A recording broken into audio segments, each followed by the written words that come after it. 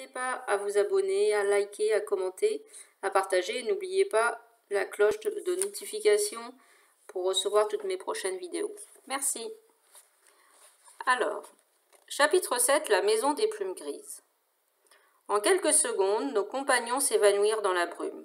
Je pensais que nous allions les attendre sur place, mais les sauvages sifflant les chiens regrimpèrent dans leur pirogue et ont dû embarquer dans celle du vieux borgne. Il alla s'asseoir à la poupe et prit la tête de l'inquiétante flottille.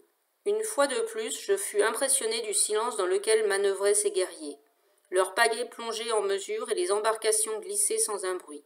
Elles nous suivaient dans un ordre parfait. Le vieux borgne avait revêtu un poncho tissé de fin duvet d'oiseau. Juste devant lui, dans un bol de pierre noire, se consumait une sorte d'étoupe qui l'alimentait de temps à autre de fleurs séchées. Pendant tout le voyage, il resta immobile, pareil à un fétiche enveloppé de vapeur blanche. La légère fumée qui sortait de ce chaudron avait l'étrange vertu de dessoudre le brouillard et d'éclaircir le paysage loin devant nous. Pourtant, il suffisait de tourner la tête pour voir ce voile momentanément déchiré, se reformer dans notre dos. Au bout d'un moment, ce phénomène extraordinaire perdit de sa singularité. Je cessai de m'en étonner. La flottille s'était engagée dans une succession de détroits montagneux. Les nôtres auraient bien du mal à nous retrouver jusqu'ici. Mais je n'osais pas en faire la remarque à Corvadoro. C'était un monsieur, il ne disait rien, il prenait des notes. Je finis par me rouler en boule pour tenter de trouver le sommeil. Les hommes se relayèrent toute la nuit pour pagayer. Au matin, le passage s'élargit en un vaste bras de mer semé d'îles. Le brouillard s'était complètement levé, il se maintenait seulement à l'horizon dans une sorte de barrière cotonneuse. Je revis des pirogues à voile, semblables à celles que nous avions prises en chasse. Elles étaient montées par des adolescents, des gens de mon âge. Toutes se dirigeaient vers le fond de la baie, dominé par un piton rocheux au pied duquel s'étendait un village. Nous y abordâmes à notre tour. C'était un regroupement de maisons de bois couvertes de mousses et d'écosses. Au-dessus, une forêt grise escaladait des pentes couvertes de neige qui se perdaient dans la brume. Les chiens sautèrent à l'eau pour garder la grève de galets. Une foule curieuse vint nous voir débarquer. Les femmes et les enfants, stupéfaits à notre passage, portaient une main devant leur bouche. Ils touchaient nos vêtements, pointaient du doigt les chaussures au cuir étincelant de Corvadoro, et tout ce monde nous accompagna, moitié riant, moitié criant, jusqu'à une esplanade délimitée par des pierres. Le tumulte s'apaisa d'un coup. Le vieux borgne nous fit signe de le suivre jusqu'à une grande hutte dont l'auvent était encadré de poteaux sculptés. La foule restait en arrière sans retourner déjà. Il nous invita à entrer. Ce n'était que le vestibule. Il y avait une seconde entrée discrète, étroite et basse, et qui obligeait à se courber, sorte de boyau qu'on devait suivre à l'aveugle en frôlant la paroi, et qui débouchait dans une pénombre enfumée. Et là, une vingtaine de très vieux hommes et de très vieilles femmes, au visage crevassé de rides, assis en demi-cercle fumés des calumets, en plissant leur front. Certains manifestèrent, en toussant, qu'ils avaient pris note de notre arrivée, mais il n'y eut rien d'autre que la poursuite d'une sorte de palabre auquel nous n'étions pas conviés. Leurs voix dédoublées et discordantes étaient tout sauf agréables à entendre. Celles des femmes, rauques, graves, se distinguant à peine de celles des hommes. Une bonne partie de la journée se passa dans cette hutte, qui s'appelait, comme je l'appris un peu plus tard, la maison des anciens. Elle était tout entière plongée dans l'ombre, nous étions assis sur une natte tressée face à eux, et de temps en temps, l'un d'eux relâchait un petit nuage de fumée, et c'était à peu près la seule distraction que d'imaginer où il pourrait bien disparaître tout là-haut dans la vaste charpente qui se perdait dans un noir absolu. Intimidé par l'atmosphère pesante et sacrée, un peu effrayé aussi, je l'avoue, par ces voix d'outre-tombe, je m'efforçai de rester immobile. Le moindre geste me semblait déplacé. Mais la faim commençant à me tirailler sérieusement les entrailles, je devais souvent changer de position pour calmer les gargouillements de mon estomac.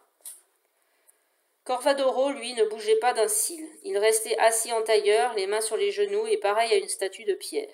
Plus tard, j'apprendrai qu'il était redoutable aux échecs et qu'il aimait jouer à son avantage de cette tension immobile que portent le silence et la concentration. Le vieux borgne se leva, enfin, pour nous indiquer la fin de l'entrevue. Au sortir de la maison des anciens, je fus séparé de Corvadoro. Lui s'éloigna avec le vieux borgne, pendant qu'un adolescent m'emmenait du côté opposé. Qu'il aille au diable, voilà tout ce que je pensais de notre séparation, car il ne s'était pas une seule fois donné la peine de m'adresser la parole. Il me fut enfin permis de me restaurer, c'est-à-dire qu'on préleva pour moi quelques lamelles de poisson fumé qui séchaient parmi d'autres sur des perches disposées le long du rivage. Les jeunes hommes formaient une classe à part dans le village. Ils habitaient la maison des plumes grises, une grande hutte tout en hauteur, haut placée sur ses pilotis et dont l'auvent soutenu par de lourds piliers de bois dominait le rivage. De cet endroit, on avait une vue sur la baie et le bas du village. Et c'est là qu'ils dormaient, qu'ils prenaient leur repas, qu'ils préparaient leurs armes de chasse et de pêche. Ils n'avaient qu'à descendre les échelles et le talus pour embarquer dans leurs pirogues, alignés bord à bord, la proue tournée vers le large. Ils étaient indiens tout comme moi. Ils en avaient l'allure, les pommettes hautes, la chevelure noire, j'avais le teint légèrement plus clair. Mais leur face était défigurée par cette seconde bouche, ornée de dents aiguës qui les rendaient, pour ainsi dire, monstrueux à regarder.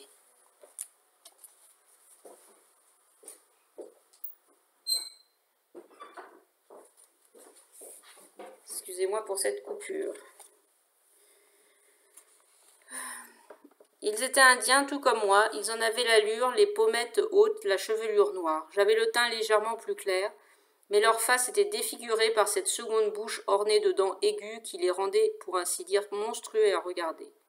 Je me rendis très vite compte que j'étais libre d'aller et venir à ma guise. Le village s'étageait en amphithéâtre. Il suffisait de remonter une de ces ruelles pour en atteindre la limite supérieure, et de là tout embrasser d'un seul coup d'œil. La baie, le piton rocheux, les toits d'écorce étagés en gradin, la maison des anciens, celle des plumes grises, et puis une sorte de temple circulaire un peu plus loin. Mon passage déclenchait toujours des réactions un peu vives, les enfants surtout ne pouvaient se retenir de rire ou de partir en courant.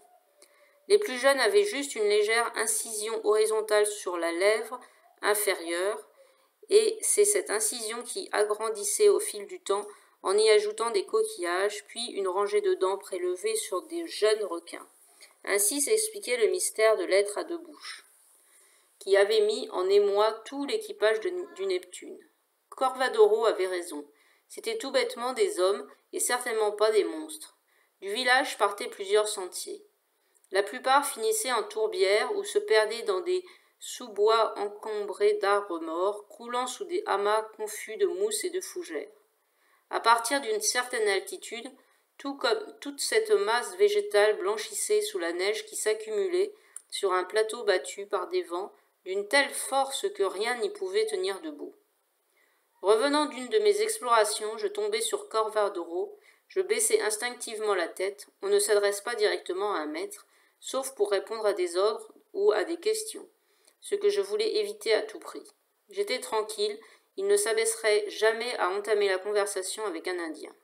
En quoi je me trompais, car il marqua un temps d'arrêt, se pencha brièvement et prit une petite inspiration avant de s'étonner sur le ton badin d'un voisin rencontré au coin de la rue. « Tiens, Angèle, ce n'est pas par la forêt qu'il faut repartir. Elle est beaucoup trop dense et, comme vous l'avez sans doute constaté, elle est coiffée tout en haut par un vent de tous les diables. » Sur ce, il me dépassa en quelques enjambées et me planta là. Pour un homme de son âge, brancoche de surcroît, il se déplaçait rapidement. J'hésitai un instant à lui courir après. Entendre mon prénom si simplement prononcé m'avait ému aux larmes. Jamais, cependant, je n'aurais osé l'attraper par la manche, encore moins l'interpeller, comme il avait le dos tourné, et quand bien même je n'avais rien à lui dire. Une sorte de protocole s'établit entre nous. Nous menions notre vie chacun de notre côté sans tenir compte l'un de l'autre, en nous évitant aussi souvent que possible. Si le hasard venait à nous faire nous croiser, j'avais dans mon sac 2 ou 3 formules de politesse à lui servir que je débitais tête basse, et si vite qu'il n'en percevait sans doute qu'un bredouillis incompréhensible. Je ne savais rien du contenu de la note écrite qu'il avait fait passer au commandant du Neptune. J'ignorais tout de ses plans ou de ses intentions, si d'ailleurs il en avait. Je m'en moquais. Il me semblait tout simplement impossible que le Neptune pût retrouver notre chemin. Même en plein jour, ce n'était qu'un dédale d'îles et de détroits. Alors, avec le brouillard par ailleurs, je commençais à me faire à l'idée de vivre ici. J'y serais sans doute beaucoup mieux que dans bien des endroits où ne m'attendaient que la servitude et les humiliations. Et s'il fallait pour ça s'ouvrir un peu de peau sous les lèvres, ce n'était pas un bien grand sacrifice. Les plumes grises adoptèrent vis-à-vis de moi une attitude assez comparable. Ils avaient tous à peu près mon âge. Les plumes grises, fichées dans leur chevelure, relevée en chignon, insistaient sur leur jeunesse. Elles étaient prélevées sur des oiseaux de mer, encore jeunes et immatures, dont le plumage deviendrait blanc à l'âge adulte. Les plus petits des plumes grises n'en avaient qu'une, les plus grands 7. Tous étaient frondeurs, turbulents, volontiers brutaux entre eux. Ils portaient de nombreuses traces sur tout le corps témoignant de cette impétuosité, et notamment de longues cicatrices en forme d'estafilade qui leur zébraient les jambes. Ils me cherchèrent querelle dès le lendemain de mon arrivée. Je ne risquais pas d'y échapper, et cela se répéta pendant plusieurs jours. Ils formaient un cercle et me bousculaient jusqu'à ce que je me retrouve au centre. L'un d'eux sortait alors du rang et s'annonçait d'un air de défi « Cercle » ou « Là-haut » ou encore « Can ». Il paradait en effectuant un tour d'honneur avec cet horrible double sourire, reniflait à grand bruit en bombant le torse, recueillant au passage claquements de mains et encouragements. Les pieds des spectateurs barattaient le sol en cadence, de plus en plus vite, de plus en plus fort. Le garçon se mettait en garde, main en avant, il glissait sur le côté avec une sorte de danse des épaules pour mettre en valeur sa musculature. Ne connaissant rien aux arts de la lutte, je délivrais dans ces rares moments toute la violence dont j'étais capable. Je ne jouais pas le jeu, je ne testais pas mon adversaire, je ne mesurais pas ses points forts ou ses points faibles. Je ne me préoccupais pas de juger sa garde, trop basse ou trop haute, ses déplacements agiles ou hasardeux. Je ne me souciais ni de feinte ni d'esquive, non, je me jetais sur lui avec la détermination d'en finir le plus vite possible, quitte à rester sur le carreau. Frapper avant d'être frappé. Je n'avais vu des gens se battre que pour tuer ou être tués.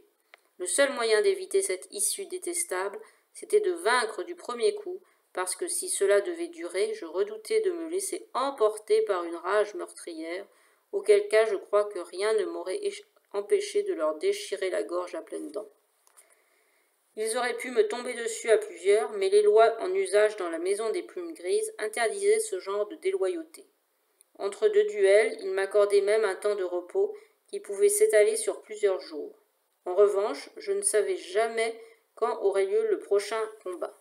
Et cette incertitude me laissait macérer dans une constante inquiétude. Tilal, mon dernier adversaire, m'avait donné bien du fil à retordre. Il n'avait que 5 plumes, mais il avait la puissance d'un adulte. J'étais sorti de notre empoignade épuisé, les phalanges meurtries et le visage marbré de coups. Lorsque vint le tour d'Alak, le chef de la bande, j'avais encore vaincu 2 autres adversaires et je commençais presque à y prendre plaisir. Alak était un 7 plumes, assez calme, pas particulièrement musclé. J'étais convaincu de n'en faire qu'une bouchée. Il s'était contenté d'observer les précédents combats sans encourager ses compagnons de la voix et du geste. Il esquiva ma charge et profita de mon élan pour me jeter au sol en me frappant à la volée de son coude au menton. Sans me laisser le temps de me retourner, il heurta si violemment ma poitrine du genou droit que j'en restai le souffle coupé, incapable de parer à l'avalanche de coups de poing au visage et dans les côtes qui suivit. Je perdis connaissance. En reprenant mes esprits, je trouvai sa main tendue pour m'aider à me relever. Je la pris et la serrai sans rancune. Après cette dernière joute, qui me laissa un œil poché et sans doute une côte cassée, les plumes grises cessèrent de me provoquer, jugeant que j'avais fait mes preuves et que rester sur cette défaite marquerait assez que je ne risquais pas de les dominer. Ils passaient beaucoup de leur temps à endurcir leur corps et à gagner en agilité. La lutte était l'un de leurs exercices non le plus dangereux. Il y avait aussi une sorte de danse consistant à esquiver les coups donnés de la